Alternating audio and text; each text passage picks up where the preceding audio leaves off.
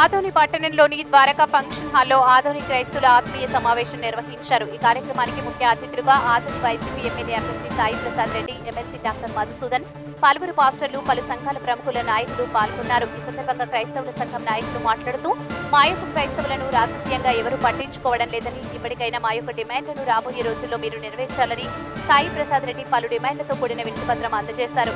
మొదటిది, క్రైస్తవులకు community hall స్థలం కేటాయింపు కొరకై వినతి. క్రైస్తవుల సమాధుల తోటను అభివృద్ధి చేసి ఆక్రమణలకు గురి కాకుండా రక్షణ కూడా నిర్మించాలి. క్రైస్తవ పాస్టర్లందరికీ 3 సెంట్ల స్థలం ఇవ్వాలని, గృహాలు నిర్మించి ఇవ్వాలని మనవి.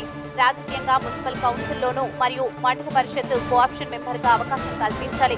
క్రైస్తవ చర్చిలు, ఆస్తులకు, ప్రజలకు రక్షణ కల్పించాలి. ఈ సందర్భంగా ఎమ్మెల్యే మాట్లాడుతూ మీరిచ్చినటువంటి వినతి పత్రంలో డిమాండ్లు ఒక్కొక్కటిగా నెరవేర్చడానికి నా వంతుగా కృషి చేస్తానని, 13వ తారీఖున జరగబోయే ఎన్నికల్లో 2 ఓట్లను ఫ్యాను గుర్తుకు వేసి వేయించి అత్యధిక మెజార్టీతో గెలిపించాలని ఈ సందర్భంగా కోరారు. కార్యక్రమానికి ఆదోని నియోజకవర్గంలోని పలువురు క్రైస్తవ సంఘాల నాయకులు, పాస్టర్లు, క్రైస్తవులు తదితరులు పాల్గొన్నారు. రాష్ట్రం బాగుంటుందని చెప్పేసి ఆలోచించిన వారు రాజశేఖర రెడ్డి గారు ఏ విధంగా సహకారం ఇస్తే ఓ డాక్టర్ గా ప్రజల నాడు పట్టుకున్నాడు.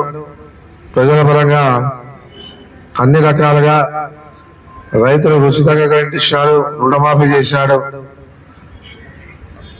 రాజశేఖర రెడ్డి గారు వ్యవసాయాన్ని పండగ చేశాడు. ఆయన చంద్రబాబు పరిపాలనలో వ్యవసాయం దండగడ్డాడు. ఆయన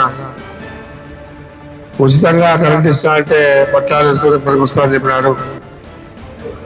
దాంతో పాటు ఫీజు రియంబర్స్మెంట్ ఇచ్చాడు రాజశేఖర రెడ్డి గారు.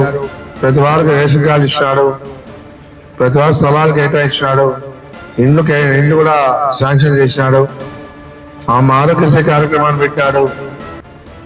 అన్ని వర్గాల వారు కూడా సహకారం ఇచ్చే కార్యక్రమాలు ఆయన చేశాడు ప్రజల పరంగా. ఈ విధంగా ఈరోజు ఈ రాష్ట్రంలో పరిపాలన జరిగిన తర్వాత, రాష్ట్రం విడిపోయిన తర్వాత కూడా 5 ఏళ్ళు మనం చూసిన పరిపాలన. చంద్రబాబు నాయుడు పరిపాలనలో మనకు ఆదాయం ఎంత వస్తా ఉందనేది కూడా మనకు తెలుసు. మన రాష్ట్రానికి సంబంధించిన ఆదాయం బట్టి ఏదైనా డెవలప్మెంట్ చేసినా 5 ఏళ్ల పరిపాలన అంటే ఏమి లే. అమరావతి చుట్టూ తిరిగింది ఆయన పరిపాలన అంతా కూడా. 5 ఏళ్లలో అమరావతి చుట్టూ తిరుగుతూ కాలయాపన చేసినాడు. కానీ ఏ ఒక్కరికి కూడా అధికారం ముందు ఏమైతే హామీలు ఇచ్చాడో, రైతులు రుణమాఫీ చేస్తా అన్నాడు, పొదుపు సంఘాలకు రుణమాఫీ చేస్తా అన్నాడు, అలా నిరుద్యోగ ఇస్తా అన్నాడు, బాబు వస్తే జాబ్ వస్తా అన్నాడు. ఇవన్నీ కూడా చూసాము. ఏమి చేయలేని పరిస్థితి. 650,000 తుంగలో దొరికిన పరిస్థితి ఉంది. ఏం చేస్తావు నీ పార్టీ పరంగా చెప్పుకో. మేము అనవసరంగా ప్రజలు నమ్ముతారని చెప్పేసి నన్నే జపం చేసుకుంటా నువ్వు చెప్తే కూడా ఎవరు నమ్మే పరిస్థితి లేదు. నా పరంగా ఎవరికి ఇక్కడ అన్యాయం జరగలే. ఏ విషయంలో కూడా ఎవరికి అన్యాయం జరిగే పరిస్థితి న్యాయంలో ఉన్నదని చెప్పేసి కూడా చాలాసార్లు చెప్పినా వినే పరిస్థితిలో లేదు. రెచ్చగొట్టే ప్రసంగాలు చేసి ఇట్లే గతంలో కేఈ ప్రభాకర్ కుక్కను కొట్టినట్టు కొట్టాడు చంద్రబాబు నాయుడు ఎదురుగా. ఏదన్నా నీవు డాక్టర్గా మెడికల్ డెంటల్ డాక్టర్గా ఉన్న సంతోషమే కాదనిలే.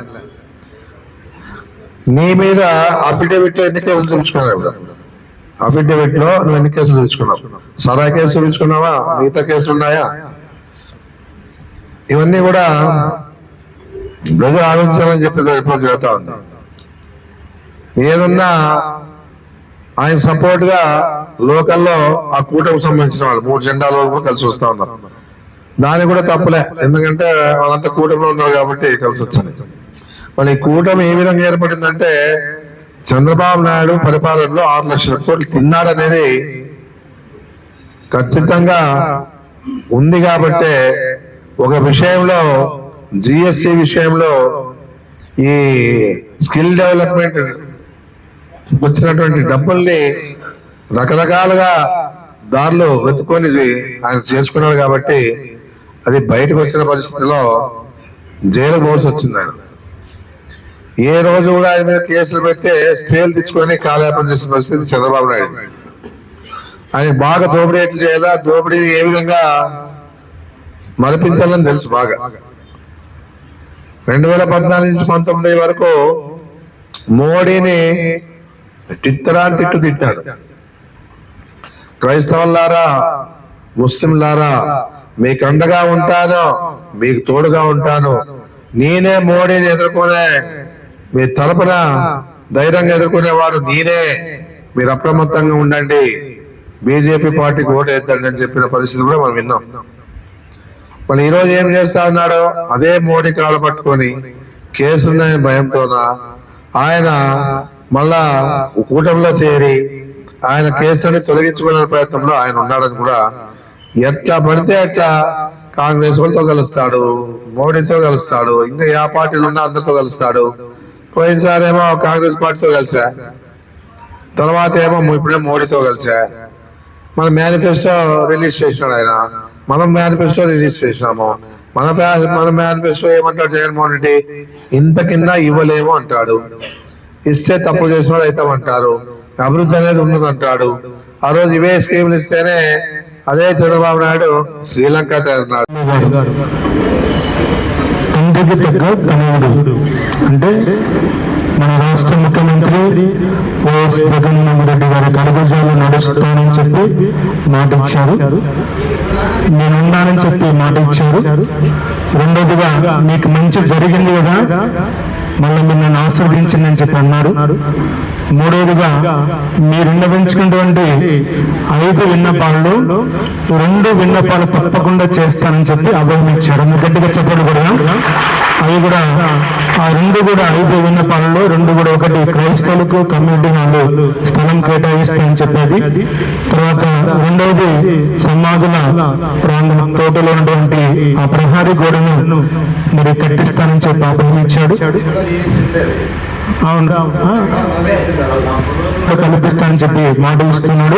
తర్వాత ఇంకా 2-3 ఉన్నాయి, ఆ 3 కూడా ఇస్తారు. మనమందరం కూడా దేవుని ప్రార్థన చేద్దాం, దేవుడు తప్పకుండా ఆయన ఇది ఎక్కువగా ఆశీర్వదించి ఎన్నుకోవాలని చెప్పి చూస్తున్నారు. కనుక ఈ అన్నిటికాను మనకు మన మధ్యకు వచ్చి చక్కని మాటలు చెప్పి మనల్ని ఉత్సాహపరుస్తూ చక్కగా మనకు అభినందించినటువంటి మాటలు గాను మరొకసారి హృదయపూర్వకంగా గౌరవనీయులైనటువంటి శ్రీ ప్రసాద్ గారికి హృదయపూర్వక ధన్యవాదాలు తెలియజేస్తున్నాను.